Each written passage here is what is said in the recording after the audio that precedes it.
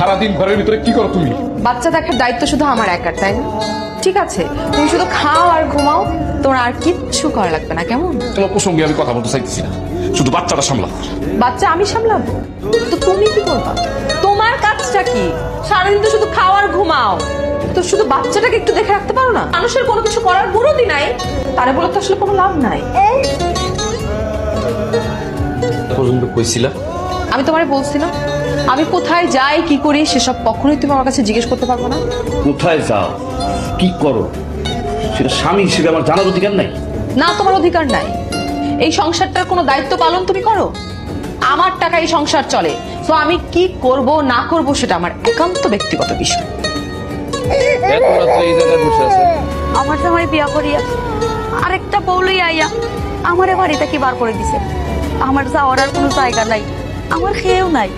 আপনার দেখে মনে হইতেছে আপনি কোনো কিছু খান নাই। আমার বাচ্চাটা রাখতে পারবেন? জি ভাই, পারবো। বাচ্চাটা একটু রাখেন, আমি দেখি খাবারের কিছু পাওয়া যায় কিনা। তোমার জন্য একটা বিরাট সুখবর আছে। তাই নাকি? তাড়াতাড়ি বল, কি তোমার সুখ? আরে ওই আপদটা বিদায় হয়ে গেছে, এখন থেকে তোমার সাথে আমার যোগাযোগ করতে কোনো ধরনের কোনো বাধা আসবে না, বুঝছো? আপদ চলে গেছে মানে কি? আরে বোঝো না, আমার অকর্মা স্বামী আমার সাথে ঝগড়া করে বাসা থেকে বের হয়ে গেছে, এমনকি তার বাচ্চাও তার সাথে করে নিয়ে গেছে। ভাইজান, বাবু ঘুমাইছে। তাইলে দেখি জীবনটাকে আবার নতুন করে সাজানো যায় কি। শহরের মানুষ কিন্তু বালা নাই, কোনো বেটা মানুষের লোকে মাতিও না। এসে মিঠা মিঠা কইয়া তোমার সবটা লইয়া যাইব কি, তোমারও লইয়া যাইতো কি পারে। আরে এগিন বুঝান লাগতো, আমি খুব ভালো করে জানি। আমি কি মনে করছি না গ্রামে থাকি নিয়ে আমি বোকা শোকা কেন, কিছু বুঝি না কেন? না না, আমি তো তোমার বোকা কইছি না।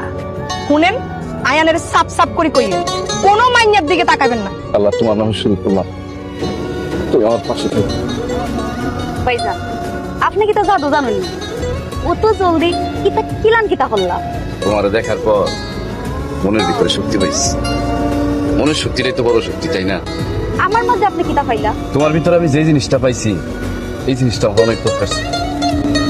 আমি আগে ভাবতাম এই পৃথিবীতে মনে হয় সবচেয়ে অসহায় মানুষ আমি, কিন্তু না, আমার থেকেও অনেক অসহায় তুমি। তারপরে দেখো তুমি কত হাসি খুশি। আপনি না থাকলে হয়তো কতদিন আমার ছিল কোন সিরিয়া খাই। আরে না, এগুলো সবই হলো ভাগ্যের খেলা। আল্লাহ হয়তো তোমার আমার কাছে পাঠাইছে। যাই হোক, এসব কথা বাদ দাও, দাও বাবুরা আমার কাছে দাও। আমি তোমাকে এতগুলা ফোন দিচ্ছি, তুমি ফোন ধরো না কেন? তুমি ফোন ধরো না, আমি অস্থির হয়ে বাসায় যেমনে ছিলাম আমি সেভাবে চলে আসি তোমার কাছে। শোনো শেফালি, আমি একজনকে নিয়ে বেশি দিন থাকতে পারি, আর আমার একজনের হয়ও না। আর এমন তো না যে তুমি তোমার সময়টা আমার সাথে এমনি কাটাচ্ছ। আমি তোমার প্রতিটা সময়ের জন্য তোমাকে পে করি। তুমি তোমাকে ভালোবাসো, তুমি তো ভালোবাসে আমাকে বিয়ে করবা, তাই না? এইসব ফালতু কথা শোনার সময় আমার নেই। যে নারী কিনা নিজের সন্তান, স্বামী, সংসার সবকিছু ফেলে অন্য পুরুষের প্রেমে পড়ে মগ্ন হয়ে নিজের সংসারটাকে তছনছ করে ফেলে, তার সাথে শুধুমাত্র একটু সময় কাটানো যায়, সংসার করা যায় না। প্রয়োজন